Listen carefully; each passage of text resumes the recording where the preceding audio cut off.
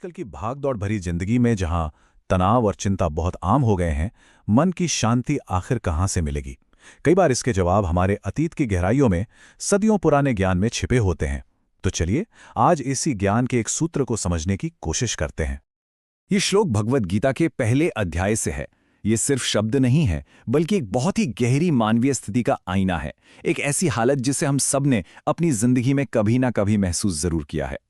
तो सवाल ये है कि इस पुराने श्लोक का आज के जीवन से, हमारी मॉडर्न लाइफ से क्या लेना देना है? चलिए इसे थोड़ा और समझते हैं।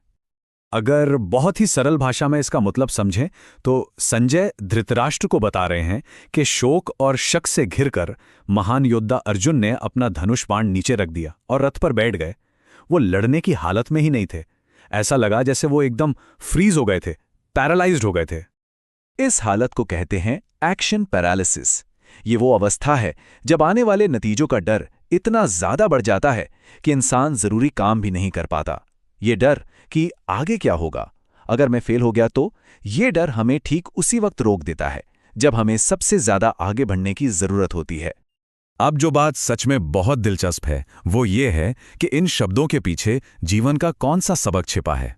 आइए इसे और गहराई से देखते हैं। कभी सोचा है कि भविष्य का बोझ अक्सर हमारे आज में काम करने की ताकत को क्यों कम कर देता है? हम उस चीज की चिंता में क्यों डूब जाते हैं जो अभी हुई भी नहीं है, और उस काम को भूल जाते हैं जो ठीक हमारे सामने पड़ा है। और यहीं पर गीता का वो एक मूल सबक सामने आता है जो सब कुछ बदल सकता है। हमारा अधिकार सिर्फ अपने कर्म पर है, उसके फल पर कभी नहीं। ये एक बहुत बड़ा, सोचने के नजरिए में एक बहुत बड़ा बदलाव है। हमारा काम है अपना बेस्ट देना, परिणाम हमारे कंट्रोल में है ही नहीं। इस पुराने ज्ञान को आज की दुनिया में बेहतर तरीके से समझने के लिए चलिए एक जानी पहचानी कहानी देखते हैं। एक ऐसी कहानी जो शायद हम में से कई लोगों के साथ कभी ना कभी हुई हो। जरा एक बहुत जरूरी ऑफिस प्रेजेंटेशन के बारे में सोचिए। एक ऐसा प्रोजेक्ट जो किसी के करियर को बना या बिगाड़ सकता है। अगर ये कामयाब हुआ तो एक बड़ा प्रमोशन पक्का है, लेकिन अगर ये नाकाम हुआ तो इसके नतीजे भी गंभीर हो सकते हैं। प्रेशर बहुत ही ज्यादा है, बिल्कुल अर्जुन के युद्ध के मैदान की तरह। तो अब होता क्या है? सारा ध्यान इस बात पर चला जाता है कि क्या क्या गलत हो सकता है, बॉस क्या सोचेंगे, साथ काम करने वाले क्या कहेंगे। लोगों के जजमेंट का डर दिमाग पर हावी हो जाता है, और जो असल काम है प्रेजेंटेशन तैयार करना, वो तो जैसे इंसान भूल ही जाता है। मन बस क्या होगा अगर, क्या होगा अगर, इसी एक सवाल में फंसकर रह जाता है। अब ये देखना बहुत दिलचस्प है कि कैसे हजारों साल पहले युद्ध के मैदान पर अर्जुन की परेशानी और आज के ऑफिस में महसूस होने वाला प्रेशर असल में एक ही सिक्के के दो पहलू हैं। देखिए, हमारी गलती क्या होती है?